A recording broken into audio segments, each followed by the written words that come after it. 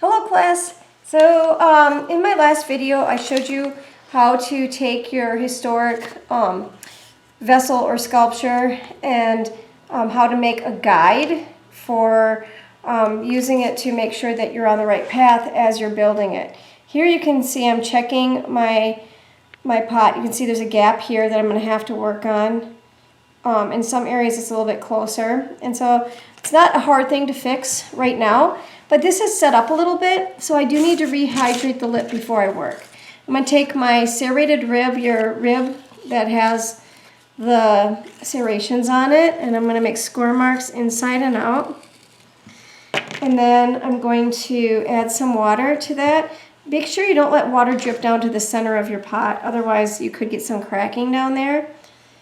And once I do that, it's going to start getting this little squishier. I suppose a little more squishy. And that's my goal right now, is rehydrating that lip. The bottom of it I've kind of refined, and I've put on 3 coils since we started this. And now I'm going to put on another one, and you can see if we take a look at my pot and we look at my guide, I'm going up and like another couple coils, and then I'll have to start to go in. So I'm going to first make a coil. I roll it in my hands. I think most students will roll it on the table. Start in the center and then fan your hands out. If you have a thin spot, you maybe just have to pinch that part off.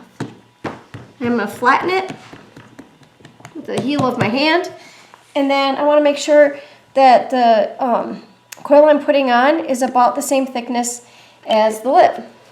I'm putting my coil on just a little ways down from the top. Very close to the top, but on the inside, not on the top of the lip. Please. All right, and it's a little thin. It went all the way around as like just a miracle, and usually that never happens. So I'm just going to add a little piece in there where it was meeting up because it felt a little thin. Now I'm smoothing it down on the inside. You can kind of see that if I hold it sideways, and I'm just using my thumb.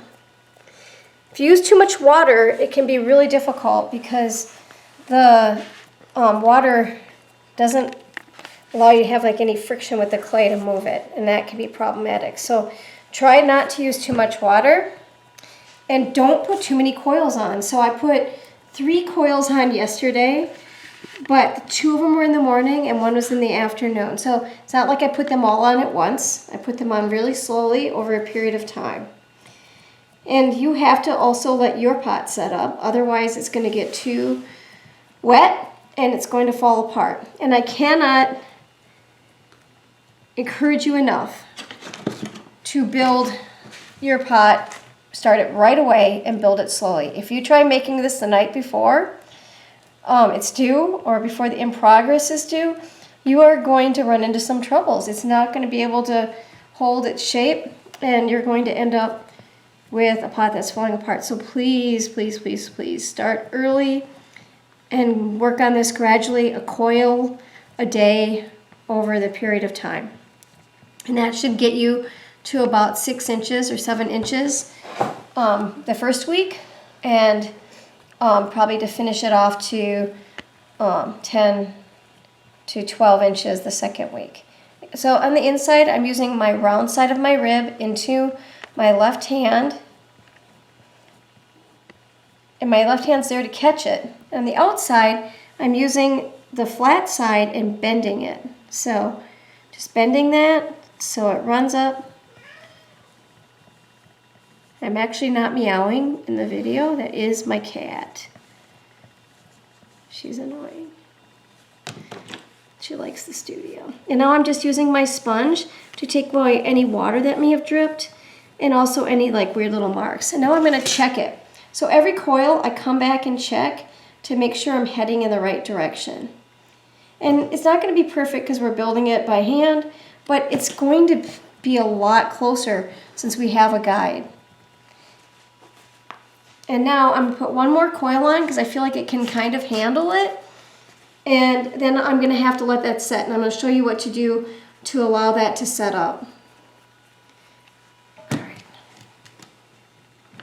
And again, we're using the fire clay stoneware with iron clay. This is going to be the most forgiving clay that we have because it has a really wide range of particles from large to small. And that's going to allow you to have a little bit more structure to the clay than the iron clay that you have or the white clay. Those are all different and they all have their own really great traits. So again, don't put your coil down too far. Are you kidding? Okay, so this one did not go all the way around. You can see there's a little spot right there.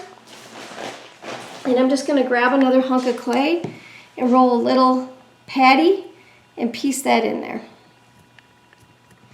And I'm going to smooth downward again. And you can see that it doesn't really like this next coil. It's kind of wants to lose its shape, but I just can put it on really, really carefully.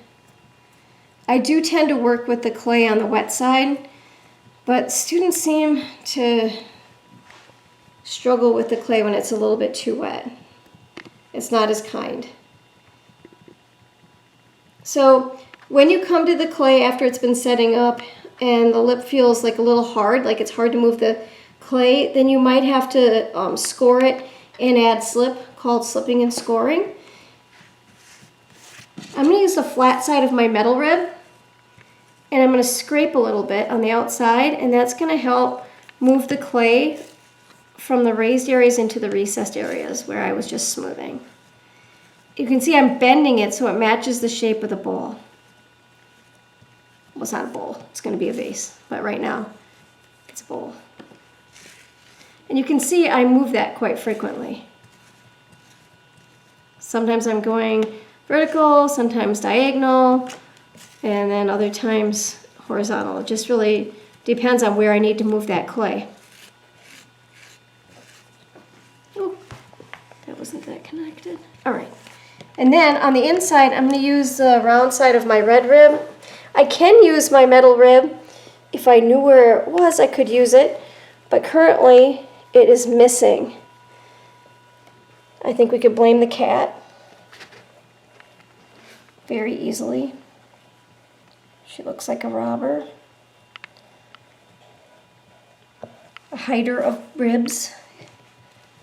All right, here we go. Let's take a look. Now, do you see how I'm at the point where I need to go in? I'm simply going to change the angle of my hand. So the angle of my hand is going to bend this in because my next coil is actually moving in. And then I can take my paddle and very gently paddle inward. And we're going to not do anything else today. I'm not going to put another coil on. I'm just going to take a look and make sure that I'm following the path of my... See how there's like a gaping hole right here? I need to push that out. I could kind of feel it. Felt like kind of like an ice cream cone a little bit. So I'm going to push that out.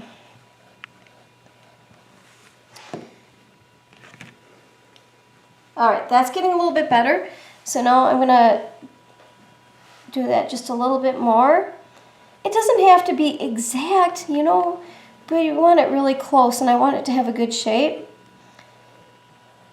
And I want the inside to look as good as the outside. So let's see. Just needs to be more rounded on that bottom. All the way around, right in the center. So I'm going to have to, right now is the only time I can do that. It's going to start getting too dry. So I'm really pushing hard now. That was me. Meow.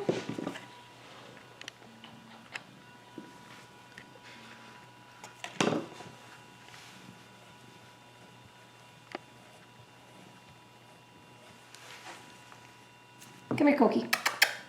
Come here. Come here, Coke. All right, so I'm gonna stop because this is really, really wet. It does not want me to continue working on it, and either does my cat. Hi, Coke. Say hi to everybody. Hello. And no, she doesn't break my work.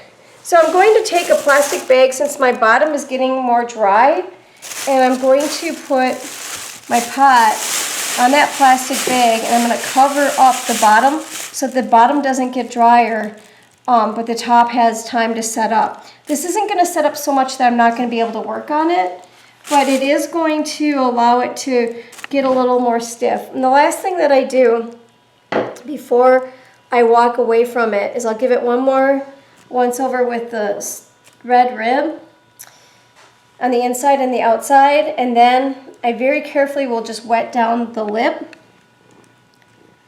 and make sure the top is rounded, because we don't want it to dry and have it be crooked and an odd shape, because this is obviously a very rounded pot.